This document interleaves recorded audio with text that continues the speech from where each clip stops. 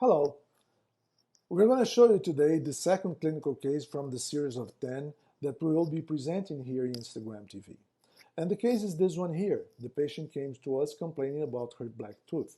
An interesting thing is that her tooth is vital, doesn't have a root canal. And usually in those cases, we advise the patient to do some bleaching first. But she didn't want to do that. She wanted that tooth fixed immediately. And if we take a closer look at that, there are some issues we have to consider. One of them is that she has other aesthetic issues, other aesthetic problems. For example, her gingival levels are very different from the left side and the right side. They're very uneven. So she would probably need some, if you want to do it properly, if you want to restore her whole smile, we would need to do some gingival graft on one side, gingivectomy on the other one, and probably do some other restorations. Probably eventually we would need to do some DSD and do like 12 ceramic restorations to her. And if you present that to her, probably she looks at it and she says, okay, no, that's not what I want. I like my tooth. I like the way they look. I just don't like one thing, one dark tooth. That's what she wants me to restore. That's the only thing she wants. So let's look at the case more thoroughly. She already has two composite restorations here. She has some marks here. These are not caries, okay? Those are not caries infiltration. Those are just staining, probably from bad adhesive procedure, okay? So in this tooth here, she only wants me to change this old restoration here. She doesn't want me to do anything on the surface, on the top of her tooth. She doesn't want me to cover this. No way. She likes it. She likes those stains. She likes everything, which is going to become a little tricky to do here. So I will have to mask this tooth and also makes this tooth looks exactly like this one here. Okay? We can do that two ways. We can do that with composite and we can do that with ceramics. I chose to do that with composite because composite, I can control the materials. I can control everything.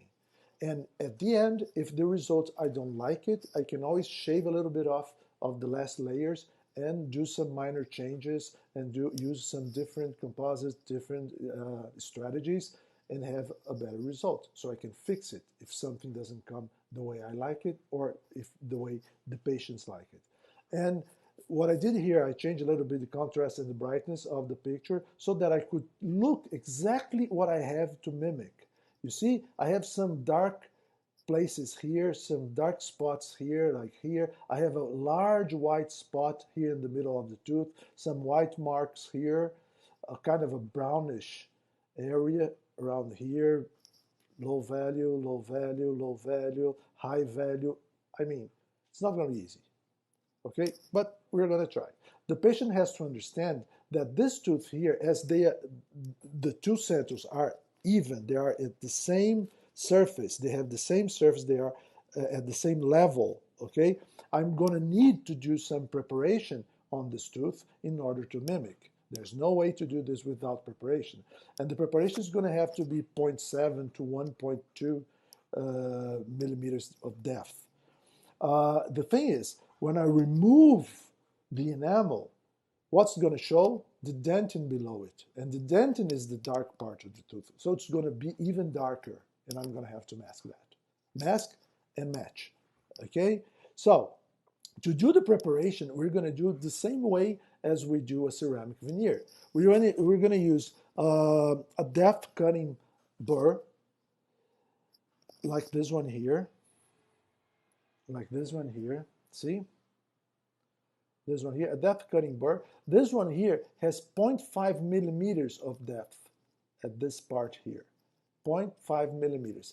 And I'm going to use it in three different angles. Cervical, medium part of the tooth, and incisal. Okay, I'm going to make some grooves. And after making those grooves of 0.5 millimeter depth, I'm going to mark them with a black marker so that when I prepare that surface, I know when I reach the 0.5 depth. Okay, that's what I'm doing over there. And then I'll start preparing it. Of course, when I hit the bottom, When I hit those black marks, theoretically, I'm going to have 0.5 millimeters depth, but actually, I'm going to have a little bit more than that. It's going to be 0.7, 0.8. You can't stop exactly at 0.5. You always cut a little bit more. And after you do that, you have to make a light chamfer around the whole preparation, okay? Mesial, cervical, and distal.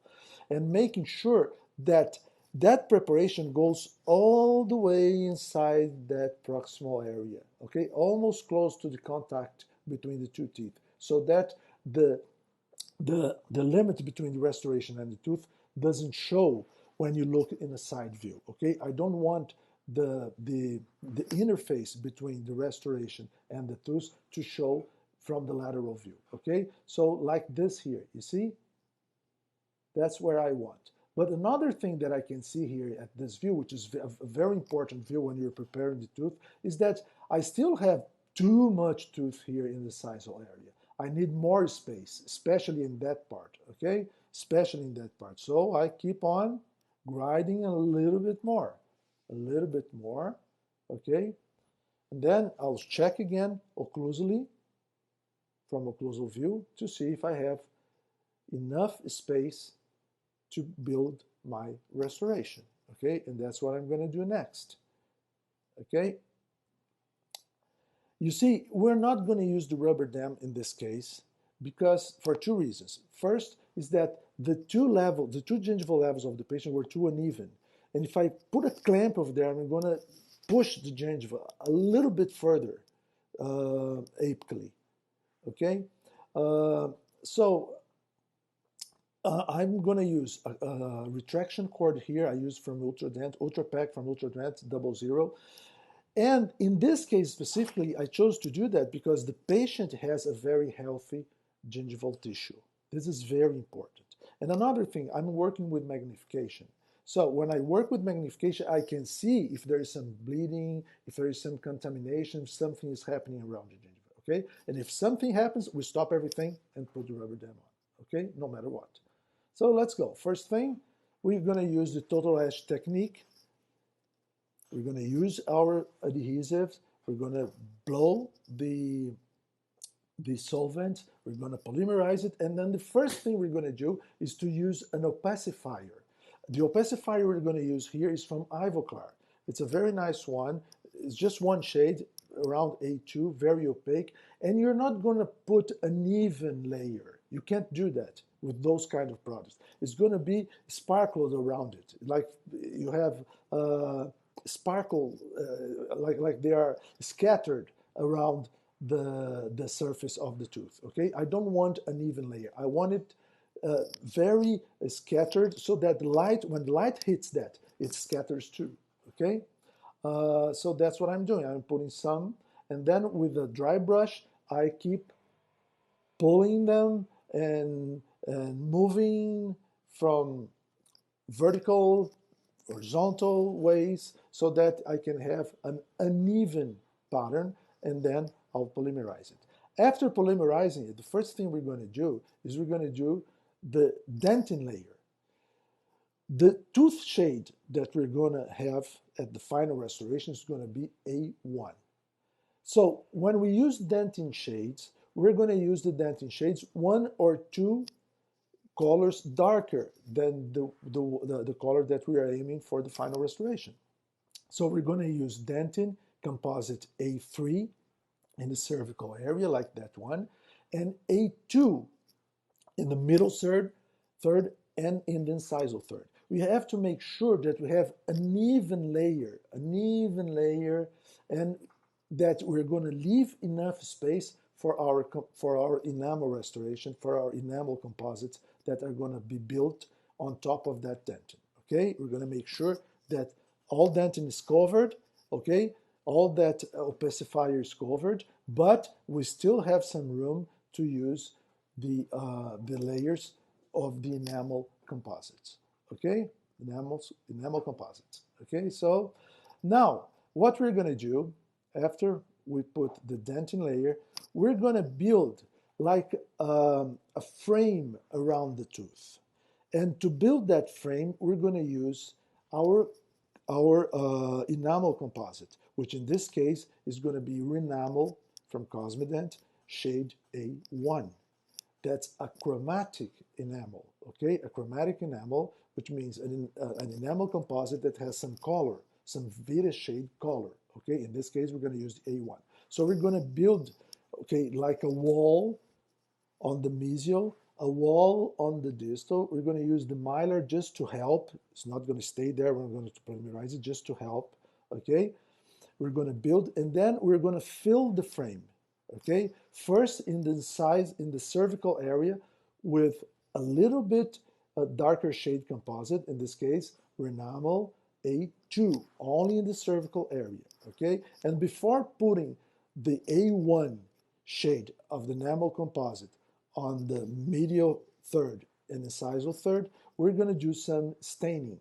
Blue stains in the incisal area, okay, where we have those areas of the low value that were grayier. We're going to use a blue one. I prefer to use the blue instead of the gray. They are also from Ivoclar, from the same kit. You have several colors, several tints, and one opaquer. And then we're going to also use some white tints to mark those areas where we have those white spots, those white areas, okay? And then on top of it, we're going to use our enamel shade A1. This is not the final layer, okay? In the incisal area, I'm still going to use another enamel composite, more translucent, shadeless, like colorless, which we call achromatic enamel, okay? So I'm going to use the A1, I'm going to fill most of the restoration, but in the incisal area, I'm going to leave some room for the more translucent restoration. And I'm also going to make here a mark with that mylar strip so that I can make a crack like this one here, okay? So I'm going just to touch the mylar on the composite before I polymerize it. After that, after polymerizing it, I'm going to use a little bit of white tint, and then remove the excess with a brush, polymerize it, and then I'm going to use the achromatic enamel, in this case, incisal light from Renamel, from Cosmedent. Okay, so I'm going to use it, polymerize it. I'm going to make like a primary anatomy with some discs. Okay, I'm going to remove that cord that we use at the gingiva, remove the eventual, some excess with some multi-blade points, and then we're going to check the result. Immediately after, we never know if it's okay or not, because the days on the side of the tooth on the side are very dehydrated, so we never know. But after 1 or 2 days, and then we have the final result, which made the patient not happy, because now she thinks that her gingiva has an uneven levels. So she wanted me to do something about that. But she doesn't want me to do anything major. She doesn't want big surgery. She doesn't want grafts. She doesn't want anything like that.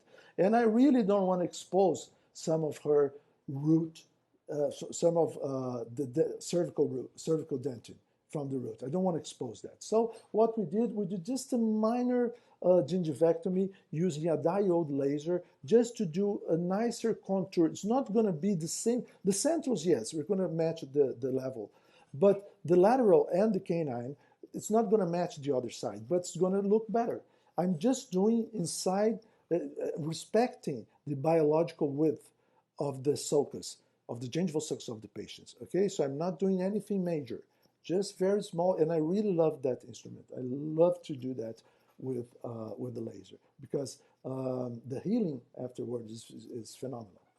Okay, so the final result now is this one, which now makes the patient satisfied, and me too.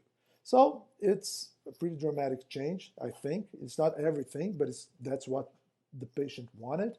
And of course, we have a lot of layers, a lot of materials that we use to do that type of restoration. Tomorrow, I'm going to show you another case of a dark tooth, but we're going to try to use a different approach, a more simplified approach to restore the dark tooth. I hope you can join me tomorrow, and I hope you enjoyed today. Okay? Bye-bye.